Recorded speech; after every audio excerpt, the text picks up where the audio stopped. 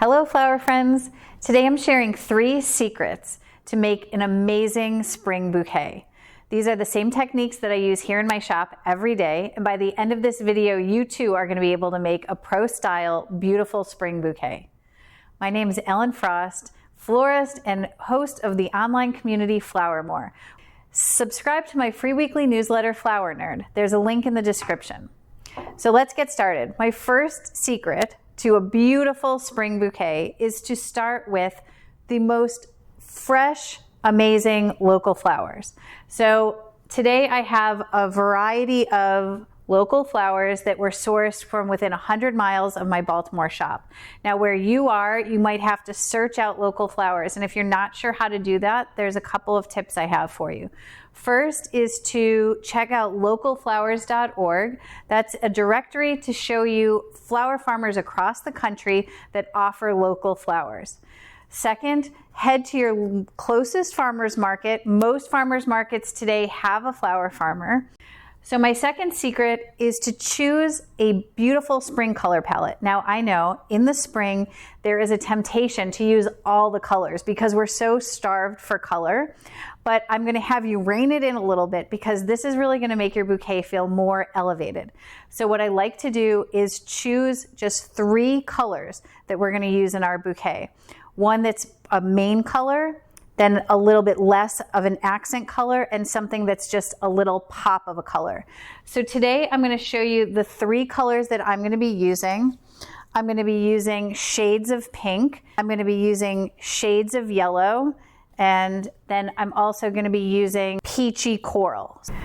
My third secret is to use the 6 elements that I always use in design. And I'm going to walk you through what the 6 elements are. So the first is foliage.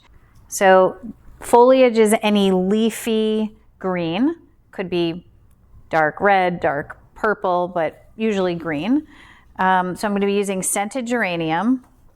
And I'm also going to be using some quince branches. Now this isn't leafy, but it is not a flower that we're typically used to using. This is more of a branch. So I'm going to be using this beautiful coral quince. Besides foliage, I'm going to be using line flower. So that's my second element.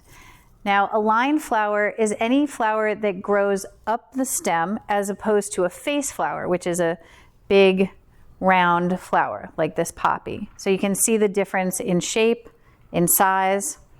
And in addition to Bells of Ireland, I'm going to be using this really beautiful light yellow stalk. So again, this is a line flower, and this light pink snapdragon. The snaps are gorgeous right now. So I've got my foliage, I've got my line flower, and then I'm going to choose my focal flowers, which today is going to be poppies. And these poppies are sort of a peachy color, and they have a beautiful yellow center. So that yellow is going to tie in with the yellow for the rest of the bouquet. So this goes back to choosing a really elevated color palette, just using 3 different colors. In addition to my focal flowers, I'm going to use some secondary focals. So this is another face flower, but not quite as big as my focal. And today I'm going to be using a couple of different colors of ranunculus. So I've got a really pretty, so a little bit of a brighter yellow, and a little bit of a brighter corally orange. And then I have like a little bit of a lighter pinky salmon. So just these 3 colors, these are the colors we're using throughout the bouquet. And you can see that they are going to pull all of these colors together. So I'm going to use those as my secondary focal.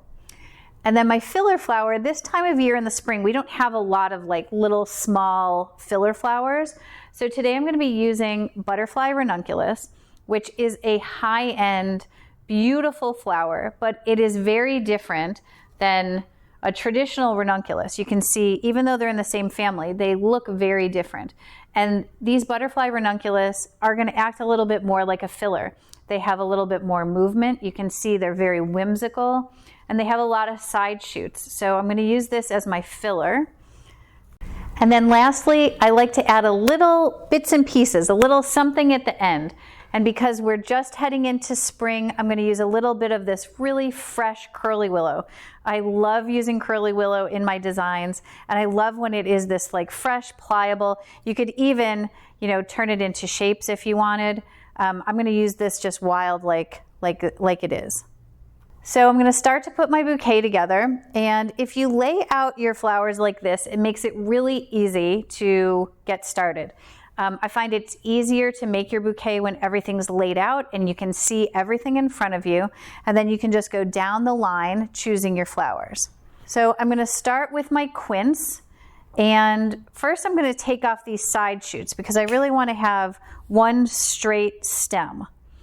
The other thing about anytime you're using a woody branch, so quince, cherry, apricot, forsythia, anything like that, you want to make sure that you not only give it a fresh cut, but that you give it an X cut right up the stem. And so what I'm going to do is I'm going to cut into the stem a little bit of an X so that it's easier for the stem to take up water. So I'm ready to make my bouquet, and I'm going to use the spiral technique. That is a technique that I think makes the most sort of interesting, beautiful bouquet. So I'm going to start with my quince, which is my strongest stem, and I'm going to hold my bouquet in my non-dominant hand. So that's my left hand. I'm a right-handed person, so I'm going to hold my bouquet with my left hand, and I'm going to place my stems with my right hand. I'm going to cross it over in an X shape. And I'm going to hold it pretty low, you know, medium to low along the stem. I'm not going to use a death grip on it. I'm going to use just my pointer finger and my thumb, and I'm going to hold them really loosely together. So nothing is feeling too upright. I'm really letting the stems splay out in a nice wide fashion. So once I've got my first two stems, I'm going to use my right hand to turn the bouquet a quarter turn. Okay, now that feels weird, trust me, but it is more than just using your wrist. You are actually turning the bouquet a quarter turn so that when you put your next stem in, so I'm going to use my stock next, you're going to put it, crisscross it over just like you did the first time in that X form, and then you're going to turn your whole bouquet. It's okay if it feels a little wonky. Stick with the process and keep going. So now I'm going to put my next line flower. That's my snapdragon, and you can see I'm just gently holding this together, and then I'm going to turn it. Give it a nice good turn, quarter turn. And you can be trimming as you go just to get rid of the extra weight. Now my poppy is my focal flower. I'm going to use that same technique, but I want my poppy to not get hidden or squashed, so I'm going to keep it a little bit higher. Not as high as my line flower. My line flower is really the tallest part of the design right now, but my focal flower is going to be just below that. So then I'm going to give it a turn, and then I'm going to use my secondary focal, and I'm going to use sort of these pinks and peaches together a little bit here, just to cluster those colors together. And again, I'm going to give it a turn, hold it just like that. I'm going to use my butterfly ranunculus. And when you get the hang of this, you're going to be able to put more than one stem in at a time. But for right now, if you feel most comfortable just using one stem at a time, I've got my curly willow. Curly willow should be wild. You can let that be a little bit taller. So I'm going to turn it. And now I'm starting back at the beginning. I'm starting with my quince, putting it in a crisscrossed shape, using my geranium. So as you're going, don't be too crazed about exactly where each stem is. You can always go back and adjust. So I'm just using my same technique, giving it a turn. Now my line flowers, I want to just make a note that your line flowers have a job in the design. They are left tall so that your eye travels down the design and looks at the focal flowers. So next I'm going to put my poppy in. And again, I don't want it to get lost. I give it a turn. Now I'm going to start popping in some of this brighter yellow, which I think gives it a really nice pop. We already have the soft yellow. Now we have a little bit brighter yellow. So now you can see the stems are getting a little chunkier in my hand. I have to use more of my hand to hold them. But I'm still not going to use any sort of death grip. I'm not clutching it with my hand, like my whole hand like this. I'm just really putting it between my thumb and my forefinger and letting it be nice and loose. And I have a lot of flowers lined up. I'm not necessarily going to use every single one of these. I would say when you are designing a bouquet, you want to have at least 3 of each of the elements. You can have more, but I would say at least 3.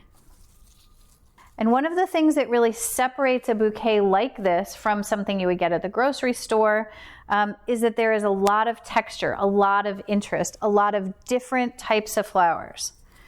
And now you can go ahead and tweak anything that needs to be tweaked. You have your hand pretty loose. You're, again, no death grip on it, just a loose. And if you want to lift anything out or move anything around, you can go ahead and just adjust. I want to move this stem, stick this stem in a little bit more in the middle, and then I'm just going to pull it through the bottom here. Because I really want to keep that nice spiral, because the spiral is what allows the bouquet to feel very splayed. And I'm going to rubber band at the end. Again, I'm going to find a heavy, strong stem or two to rubber band around. Wrap it around till it's tight, and then up the stem. And I'm going to go ahead and give this a nice clean cut so everything's nice and straight.